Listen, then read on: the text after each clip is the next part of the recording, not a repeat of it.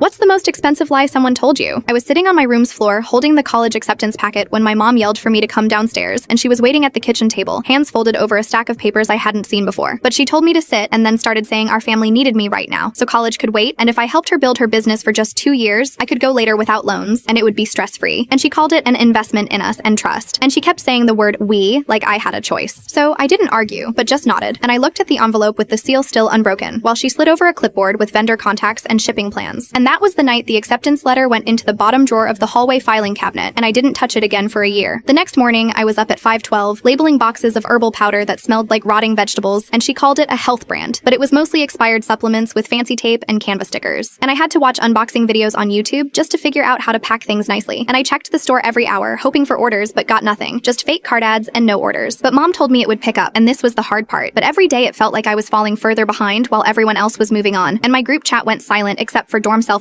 and drunk FaceTimes I couldn't even pretend to enjoy. Meanwhile, I'm dragging 40-pound inventory bins across our garage and praying our internet doesn't cut out during live drops. And mom made me wear a pastel hoodie with our logo on it like we were building something iconic, and I wore it even when I took out the trash. But it felt like a costume for a character I hadn't agreed to play. And she'd pat my back and tell me someday people would know our name, saying it proudly like it was true. But then my brother pulled up in a brand new Tesla, and I didn't even know he was back in town. But one second I was printing fake discount codes. Next thing I hear tires on the driveway and he's outside with a vape in one hand and car keys in the other. And he told me it was a crypto hit. Like, that explained it. I asked him where he got the money, and he laughed and said it was complicated. The next week, I was in the laundry room looking for packing tape, and I found mom's bank folder behind the soap, and I wasn't trying to snoop, but I opened it thinking it was receipts. But what I saw were wire transfers, screenshots of meme coin buys, usernames, and thousands of dollars, but all of it from our business account, and all of it going into my brother's wallets. And I remember my body got hot first, and my ears buzzed like I'd just gotten off a plane, and I sat in the hallway and just stared at that folder, until I saw my own name on one of the deposits from tutoring money I had earned, and she had funneled that too. And when I asked mom, she didn't even flinch, but told me she did it for him because he had potential, and I was steady, but he was the one who could change our future and told me I was part of that. Like, that should make me happy. But I didn't say a word after that, and the next morning, I opened the business account, moved every cent to a new card in my name, shut down the store, locked the domain, and left the login info on the fridge with a note saying thanks for the internship. I moved in with a high school friend who had just a mattress on the floor and 2 forks, and applied to community college with a scholarship for delayed education due to family circumstances, and I checked every box, and started that fall. But a year later, I passed by a job fair downtown, and my brother was there in a suit that didn't fit, standing under a sign that said Future Builders, handing out resumes, but I didn't speak to him, and just kept walking, and he didn't recognize me, but I saw everything.